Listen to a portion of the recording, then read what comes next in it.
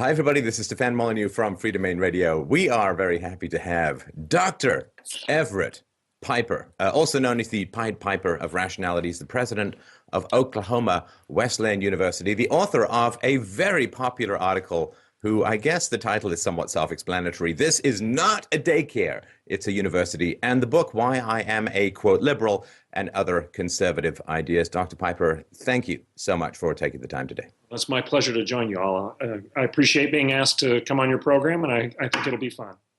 Well, so before we dive into some of the squalid relativistic mess of the modern academic environment in so many places, I wonder if you could help people to understand some of your evolution towards terms like moral absolutism, which these days seems to mean fascism of some kind, conscience, which when I was growing up was a very big word and seems to have fallen by the wayside quite considerably. What was your evolution towards this kind of critical thinking, moral absolutism, and I guess objective rationality? Well, I'm going to put this interview into context. I am a Christian, and I believe that the words of Christ, "You shall know the truth, and the truth shall set you free," means something. And if you go back to the founding of the Liberal Arts Academy, let's just go back some 1,000 years ago to the founding of Oxford. The Liberal Arts Academy was established to do what? To liberate culture, to liberate humanity, to educate a free man and a free woman, recognizing that those words that are emblazoned across the header of so many libraries across the Western world, "You shall know the truth and the truth shall set you free," were the only context, those words were the only context for true and lasting and meaningful human freedom. So the liberal arts institution was established to liberate you and to liberate me, to educate a free man and a free woman. And classical liberalism was that pursuit of liberty that was grounded in those time-tested truths, to use the Declaration of Independence language, those self-evident truths that are endowed to us by our Creator. I would argue that when we lose those big laws of God, to quote G.K. Chesterton, we don't get liberty, but we rather get thousands and thousands of little laws that rush in to fill the vacuum. And thus we lose our liberty and lose our freedom at the altar of licentiousness when we forget that there's a measuring rod outside of those things being measured, quoting another Brit, C.S. Lewis, or you can do no measuring. Thus, the pursuit of truth, not the construction of opinions. Well, and as you point out in your book, you cannot consider yourself educated if all you have are opinions, and this sort of postmodern relativistic mindset that everything is subjective and you find your own meaning and so on.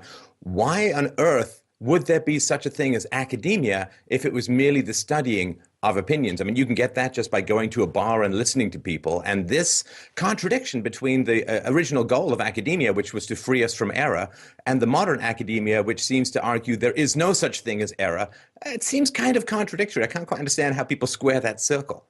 And the key word in your sentence there is contradiction.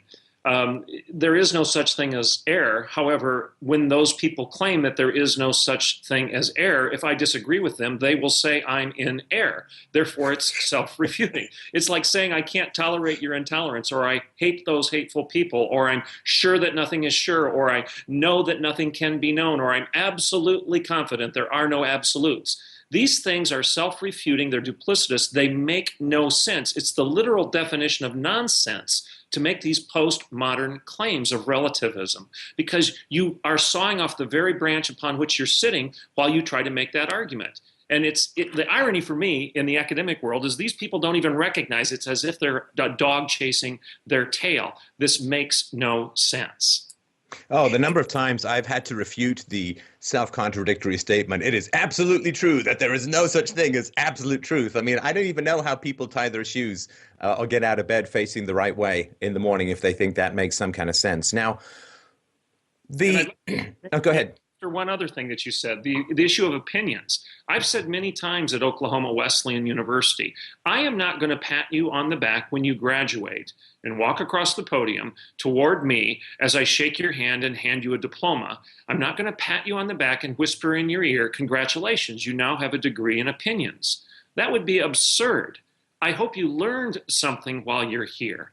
I hope you know more about the truths that are relative to your discipline than having a mere opinion. For example, if you majored in aerospace engineering and you're going to design airplanes on the basis of your opinion rather than the facts and the science of aerospace dynamics and engineering, I would like to know which airplane it is that you design, because the thing won't fly. You're not going to get it, and I don't want to get in it. If you're going to administer medication on the basis of your opinion, I want to know where you work, and I want to stay away from you, because as a nurse, administering medication on the basis of opinion is going to be dangerous. You're going to hurt people. Here's the thing. Opinions always lead to bondage and slavery. Truth sets us free. Pol Pot and Mao and Robespierre and Chavez and Hitler and Castro and Mussolini and all the despots of history had opinions, and it did not end well. Truth sets us free. And the old argument, and this goes all the way back to Socrates, that reason equals virtue equals happiness. That's Nietzsche's phrasing, but I think it's not a bad way of talking about it. Reason equals virtue equals happiness. Well, you can also, of course, look at it the other way. People who are generally unhappy, I would argue, are generally not living virtuous lives. They're not following a rational consciousness, or they have moral beliefs that are both claimed to be universal but also radically subjectivist at the same time. And so when people are unhappy, it's usually because they're not virtuous, which means that they're irrational or anti-rational. And it seems to me that the evidence for this shows up all over the place in society. The people are generally on a lot of medications to try and make them happier. People have been, as we've become wealthier as a society, people have become more unhappy. We have massive national debt because we've substituted bribery for the convincing of others to become virtuous. We got terrible foreign wars and so on. And quality of education is declining. Sorry for the long speech, but basically, my argument would be that when society is going awry, we really need to look at its foundational beliefs, and we are not free to make better decisions as long as we continue to absorb endless error. Richard Weaver wrote a seminal work in 1948. The title of the book was called Ideas Have Consequences. And what was the point of Weaver's seminal publication? Ideas have consequences. Ideas matter. Ideas always lead somewhere. No idea lies fallow. Every idea bears fruit. Good ideas lead to good culture, good behavior, good community, good church, good corporations, and good government. And bad ideas lead to bad government, bad corporations, bad culture, bad church, and bad behavior. The ideas that we inculcate in our children today will bear themselves out in behavior in our culture tomorrow. What you teach today in the classroom will be practiced tomorrow in the church and in the courtroom and in your living room. Ideas have consequences. And when we continue to teach this pablum of postmodern narcissistic subjective relativism, we're going to bear nothing but subjective decisions that are grounded in nothing other than personal opinion and power. When you lose veritas, truth, you don't get virtue. You get vengeance, you get victimization, and you get a call for power to control all of those that you disagree with. You get ideological fascism. You don't get academic freedom. And don't we see that prevailing on the college campuses across the land right now? Well, if people are always going to have conflicts, and the traditional way that people resolve conflicts was through appeals to reason and evidence. And when people abandon reason and evidence, all that happens is they have to escalate their conflicts, their abuse, their intolerance, their insults, whatever you want to call it, until one dominates the other. It becomes a sort of war of win-lose, rather than the ancient Socratic tradition, which is where if you instruct me on something that is wiser, that is something that is more verified, something that is more rational, then we both benefit. But when we abandon reason and evidence, all we're left with is escalating injury and abuse to try and attempt to resolve conflicts in society. And I'll go back to something I said just a minute ago. G.K. Chesterton. When you get rid of the big laws, you don't get liberty, but rather thousands of little laws that rush in to fill the vacuum. Chesterton also told us that if you want to have freedom, you better build a fence. And he used the picture of a playground. He said, if you want to construct the largest playground in the world, and you want your children to be free to play on that playground, you better build a fence, because if you don't, you will constantly be worried of those children running out into the highways, the byways, and getting hurt. You have to have the fence to have the freedom. And that is so true in the paradox of discipline and freedom in our own lives. If you want to have the freedom to play an instrument and participate in a concerto, you better learn the rules of rhyme and rhythm and cadence, the rules of music. Otherwise, you're going to be producing chaos, not the concerto. If you want to play soccer, you better understand where the boundaries are and what the rules are, and you better attend to the coach and to the referee, because if you don't, you can't participate in the game. We recognize in the mundane issues such as sports and music and other things of daily living, playing on a playground, that with no rules, you don't get liberty. You get more and more constricted by power, because somebody's going to have to control the chaos. And that's where fascism comes in. You must submit. You must agree. And if you don't, we will squash you and we will silence you. And that's what I would argue is taking place in the American Academy, if not the International Academy right now. Ideological fascists trying to squash dissent and debate because they don't trust truth any longer. They have instead given their souls over to power. And when we look at, one of the great economic tragedies in America of the past generation was the crash that began in 07, 08, and arguably is still continuing. And the response seems to be, well, people did a lot of bad things. They lied, they cheated, and then they begged for bailouts, which the government then provided. And the fault was a lack of regulation, a lack of oversight. And it seems to me, and I think you make this point in the book, it seems to me that if we teach people honor, honesty, courage, integrity from the beginning, then we don't need to chase after everyone with big books of regulations and play whack-a-mole with the infinite guises of human iniquity that result from not focusing early and strictly on moral beliefs. Right. When we expunge culture of a moral barometer, if there is no measuring rod outside of those things being measured, C.S. Lewis tells us you can do no measuring. You have to have an objective scale. You have to have a preset measuring rod, a yardstick, a ruler. You have to have an inch.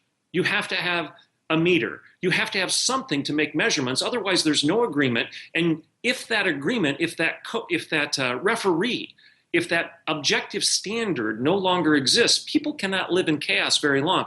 They will start deferring to a strongman, to someone who will control the discomfort and the disconnect and the discontent and the disillusionment that they feel in their daily relationships. Because as Lewis told us in Mere Christianity, even when little children are standing in line at the lunchroom, they'll say, wait a second, you cut in line. Wait a second, you stole my orange, because we have an innate, unalienable, self-evident understanding of justice. It's not what we make up on a daily basis by the construction of opinions. It's endowed to us as a self-evident reality, the imago Dei. We are made in the image of God. We are not the imago dog.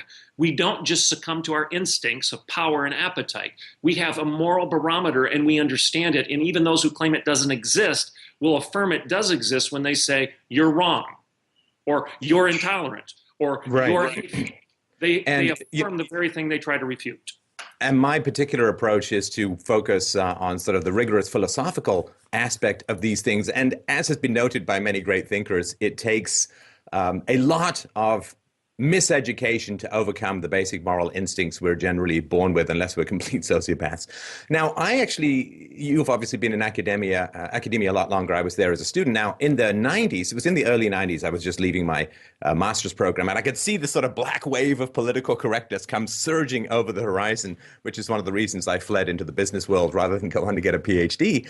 But what do you think is driving this particular approach? Because we're talking about some consequences, of course, but are there any underpinnings that you feel are really driving this disintegration of a common set of ethics? Oh boy, I think the first thing that comes to mind when you ask the question is narcissism. You remember the story, and I'm sure the listeners do, the story of Narcissus. He was running through the foothills of Mount Olympus on the hunt one day. He was tired and exhausted. He came upon a creek, a a stream, and in the crook of one of this stream was a still, calm pool.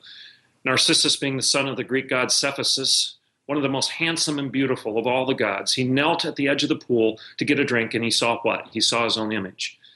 There he knelt closer and closer, mesmerized, infatuated with himself. He thought, not even Bacchus or Zeus or Apollo or any of the gods are as handsome and beautiful as me. And then he knelt closer and closer, and he slipped, and he fell in, and he drowned. And the end of the story is this. If you listen to this day, you can hear off in the distance the tree nymph whose name was Echo as she pines after the loss of such wasted beauty. Narcissism, narcissistic, self-infatuation, self-love, this congratulation of self, elevation of self, it's the original sin. I shall be as God and define what's good and evil, right and wrong. I don't need God any longer to do this. And therefore, I rise up in a postmodern way and deconstruct all truths that are self-evident and rebuild everything in my image because I want to squash you, because now I have the power to do so. And I think also there has been, with this basic idea that, people who get really well educated end up making a lot of money and they're very successful in life and so on. And so the idea, I think, in America and in other places in the West has been, let's try and get as many people into academics as possible so they can reap the benefits of education and so on. But given that there is kind of like a bell curve of intelligence, which seems to be a little bit immovable, it's kind of like, lots of tall people are on the basketball team, but if you throw short people on the basketball team, they don't magically get taller. And I would also argue that there has been a lowering of standards as the net has been cast wider. I've struggled my whole life not to be an elitist, but I do think that it's hard to make the case that when you cast the net wider, particularly with the collapsing standards in primary school and high school education, when you cast the net wider, don't you just have to lower the standards by default? Thus, my criticism of Common Core. Is education about what is common, what is average, or should education be about what is exceptional? And should education focus on character rather than commonality? I am very disturbed by the Common Core movement because, in my judgment, it dumbs down education to nothing but the common, the average, rather than elevating education to the exceptional and to those virtues and that veritas that is revealed rather than just giving me information. Education should be teaching me about ethics. Rather than teaching kids how to use a condom, education should be teaching them that character matters and that the 10 Commandments might actually be a more virtuous life than one of hedonism and self-gratification. Education can't be dumbed down to the commonality of career. It should be elevated to the exceptionality of ethics and virtue and veritas. That's your tradition in Great Britain, that the liberal arts academy was grounded in all those higher ideas, those first things of human existence, so that we could indeed enjoy the most liberty and freedom that a human race has ever had within the history of humanity. And that came from classical liberalism, liberty, which ironically today, as a conservative, I'm more classically liberal than my left of center counterpart because I believe in a context for freedom rather than government power and control.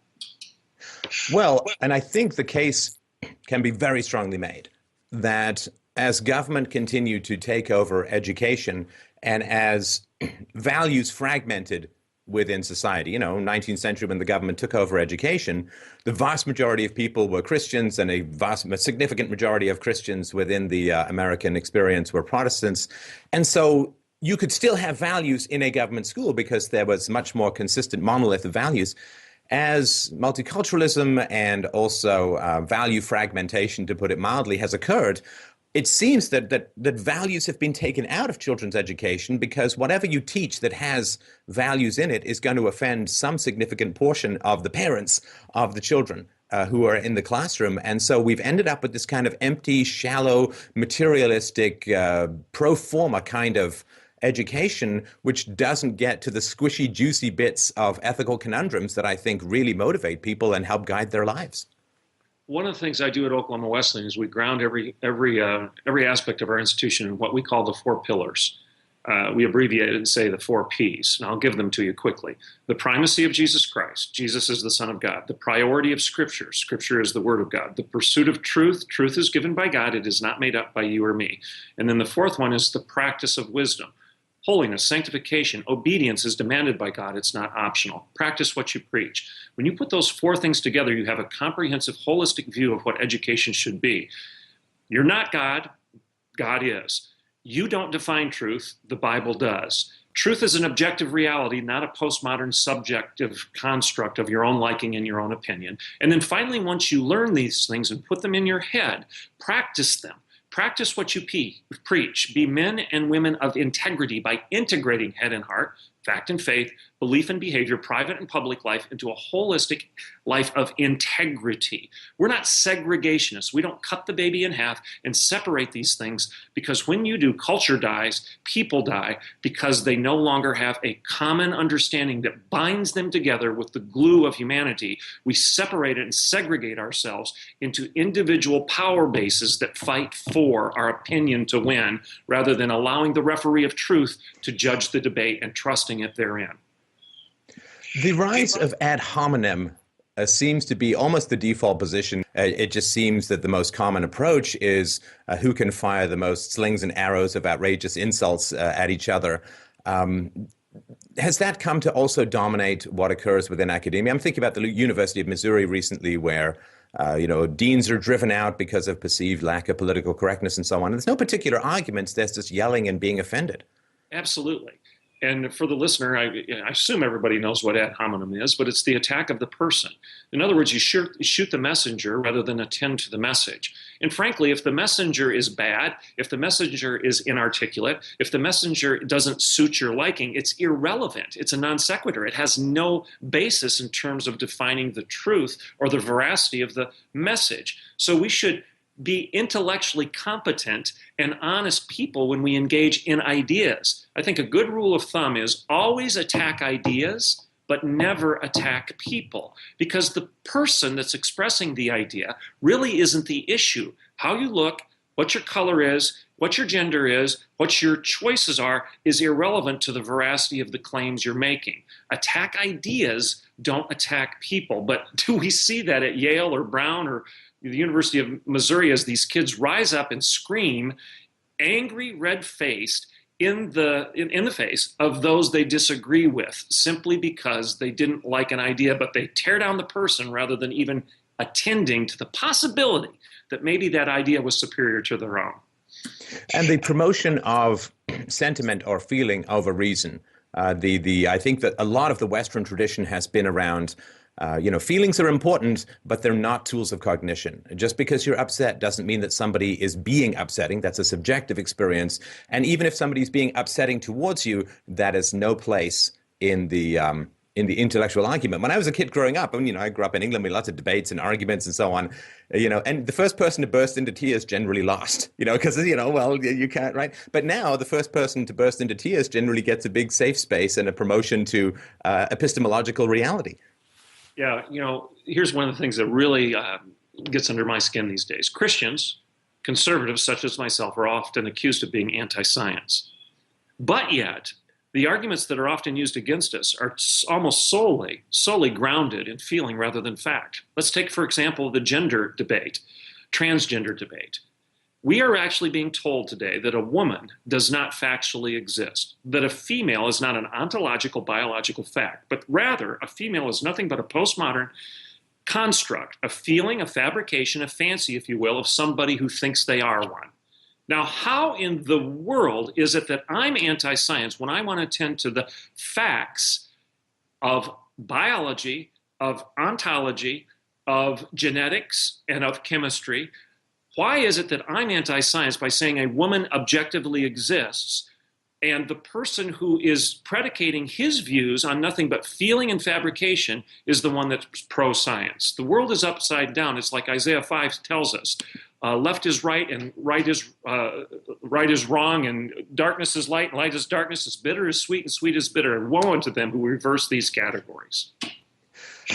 Now, I know we've a little pressed for time. I wonder if you could close us off with what I found to be one of the most chilling stories in your book, which was the assignment that you give to the freshmen coming in to watch Spielberg's movie Schindler's List, and some of the responses that you get out of that. Well, this was a story of I had assigned the movie Schindler's List to the students to watch, and I wanted them to write a 3-page paper critiquing it. And one young lady named Frankie did. She watched the movie. She obviously attended to the details. She wrote a decent paper that summarized the facts and details of Schindler's List, the movie of the Holocaust, quite accurately. But her concluding sentence was this, and this is what the listeners should be left with. Her concluding sentence was this: "Who am I to judge the Germans?" This young lady, an 18-year-old straight out of our high schools in America, had been so indoctrinated with postmodern nihilism, moral nihilism, that she felt that she had no basis to judge the Holocaust as being a bad, immoral thing. Who was she to judge the Germans? If we've really come to the point as a culture where veritas has been lost, and now we can't even judge shooting Jews in the head and burning them in furnaces as being an immoral, bad thing, then we need to recognize that education has lost its way and that this ideological fascism will lead to nothing but more atrocity at the hands of powerful men rather than the liberty that's granted to us within the laws of God. Well, and there are strong arguments to be made that Hitler himself and his cadre were significant relativists who placed nation above virtue. So there is a kind, like refusing to judge the Germans, the Nazis, is one of the ways in which the road to hell is paved to create more of them. Because once we give up any kind of moral standards, what do we subject ourselves to? We subject ourselves to the loudest, most vicious, most violent, most aggressive people around, because we all have to make decisions. And if we have no standards, we're going to end up with ever escalating aggression. Absolutely. And again, we'll bring it back full circle. University of Missouri, Yale, Brown, many of the public institutions. And mark my words, this will get worse in the days ahead as the election draws nearer. You will see this fascism. You must submit. You must agree. You must be one of us, or we will silence you. We will expel you. We will get you fired, because the academy is no longer a place for open and robust exchange of ideas. It's a place to indoctrinate and force with power agreement. And that's the antithesis of what a liberal arts institution should be. I can't top that. So thank you very much, Dr. Piper, for your time. Really, really appreciate it. And of course, link to your book and to your articles below. And have a great flight. Hey, blessings. Thank you. Thanks. Take care.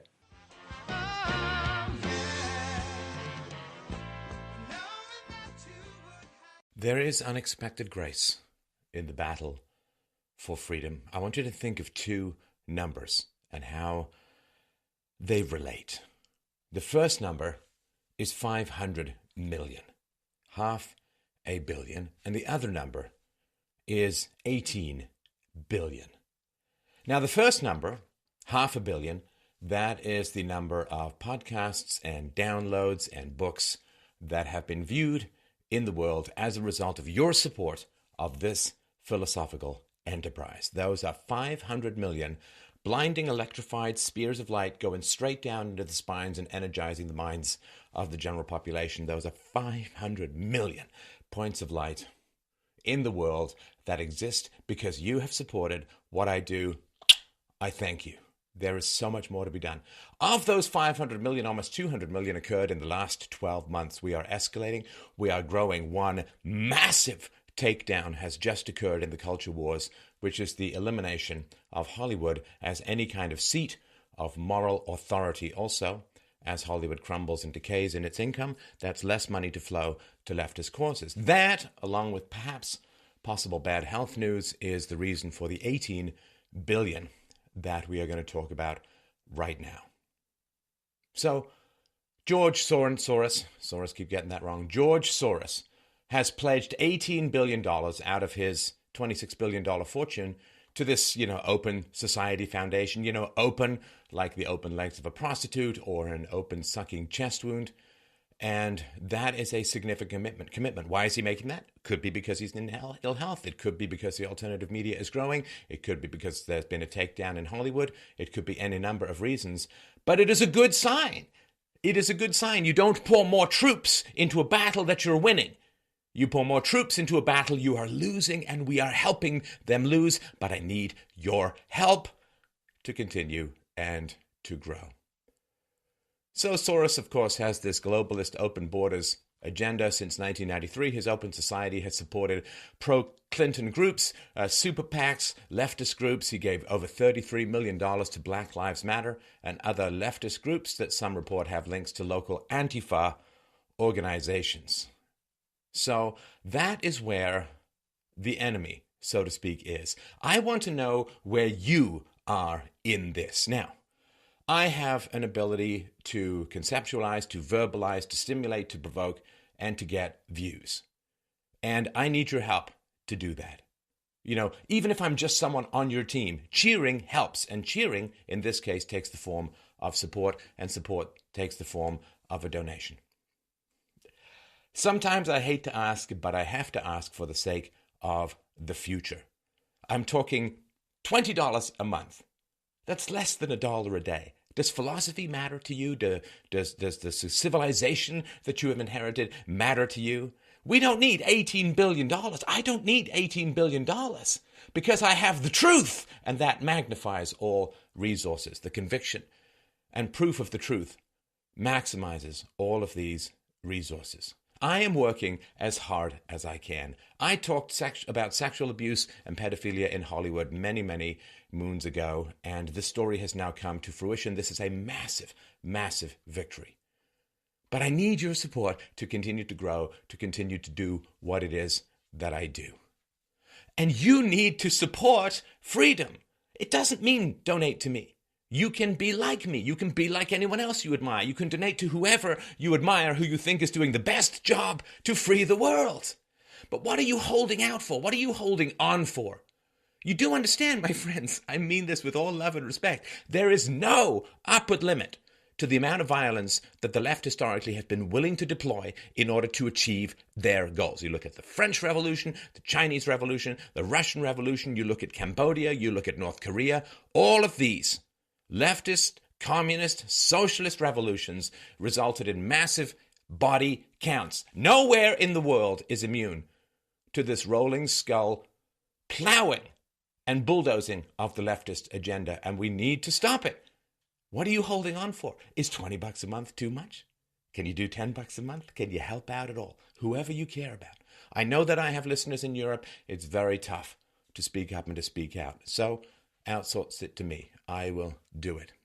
Because your conviction follows your resources. I gave up a 15-year career and something I'd been working on off and on for 30 years as a software entrepreneur and executive. I gave up a pretty lucrative career. I went all in. George Soros is going all in. You have to respect that. Conviction wins the future. You understand? There's a pen that writes on the blank page of the future.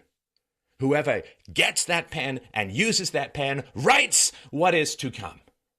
Whoever wants the future the most gets the future. Wherever you put your resources is where your heart and your mind and your conviction and your integrity will follow. So if you think of philosophy and you think of the defense of the West and you say to yourself, well, you know, it's not really worth $20 a month to me, then your heart and your mind say, we don't care. So we'll watch that crazy bald guy for entertainment, but it doesn't really matter. He's just a little monkey dancing and speaking some syllables. If you commit some resources, whether that's your time, your energy, your money, your retweets, your like, your subscribe, whatever, if you commit to something, your heart and your mind and your conviction will follow. If you don't commit to something, you will lose the future. I can't win the future for you. You understand? The generals do not win the war.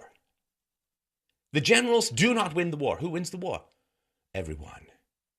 The person who cooks the food wins the war. The farmers who grow the food, they win the war. The people who make the uniforms, the people who deliver the ammunition, everybody is part of winning the war. You are part of winning the war. You can't outsource heroism. It won't work. We need to see each other. We need to have numbers. We need to have momentum. We need to have commitment.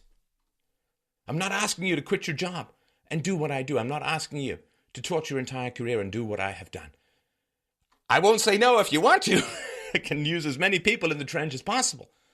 But I'm not asking you to do that. I'm asking you to support this show. Like, share, subscribe, communicate. Go to theartoftheargument.com. Buy my book. Share it. Share the ideas, share the values, share philosophy. Bring reason to life in your own communities. Be the Socrates of your own public square. Make people uncomfortable with rational, empirical questions at the dinner table. Bring philosophy to life. It is the only thing that stands between us and the endless rolling skulls of leftist domination. So if you look at people like George Soros, he's all in, my friends. He's all in. I know what that means. I'm all in. Because what I want to do is I want to shake you and wake you. We cannot afford, in this moment of extremity, in the history of the world, we cannot afford to be indifferent. We cannot afford to do little things. We cannot afford to make tiny gestures. Whoever wants the world most gets the world. In this world as it stands, the meek shall not inherit the earth at all. Do you know who inherits the earth? Those with the resolution, the courage, the willpower, the integrity to grab the pen that dances over the blank page so that you and I and virtue and reason get to write the words on the page of the future. That is all there is. There is will. And that is all. There is no magical physics of virtue that guarantee us any kind of victory. You understand? There is no updraft that keeps us aloft. There is no conspiring material force that is going to guarantee us victory because we are good. Reason does not win save by will and dedication. I am dedicated. What are you doing? What are you doing? I know how few of you actually support what I do. Freedomainradio.com/donate. I know. I see the numbers. And I don't know. I genuinely have no clue what you're holding out for. $10 a month, $20 a month? Come on. If the freedoms that your ancestors bled and fought and died for are not worth less than the price of a cup of coffee to you every day, not only will you not keep those freedoms, you have no goddamn right to keep those freedoms. You can go to freedomainradio.com/donate and help out what I do. It means the world to me, to us here. It means the world to the future. Because we cannot afford to fail at this time. We cannot afford to fail. What that means, my friends, is we cannot afford to merely try. We need to be visible to each other, which means we need to shoot up the flares of courage so we understand how great a number we really are. If we are divided, if we are frightened, if we are scared to do anything to save what we have, then we have already lost it. Then freedom is like the beheaded corpse twitching on a French scaffold. It may still be in motion, but it will never come back to life. We cannot afford to fail, which means we cannot afford to try. We must be dedicated. We must go all in. The enemy is going all in. I'd say $18 billion. That's kind of all in. I think you would agree. So you need to support the people who are making a difference. You need to become a person who is making a difference, and you need to forever give up on this idea of either indifference or merely trying. You know, the old phrase from the movie. Luke says, "I'm going to try." What does Yoda say? Do or do not. There is no try. And when it comes to the future, my friends, when it comes to saving everything precious and dear to us and those who come after us, when it comes to the heavy burden we have been handed at this time in history, you say, well, I want to save the world. Maybe I'll try. No. Do or donate. There is no try. Just alright.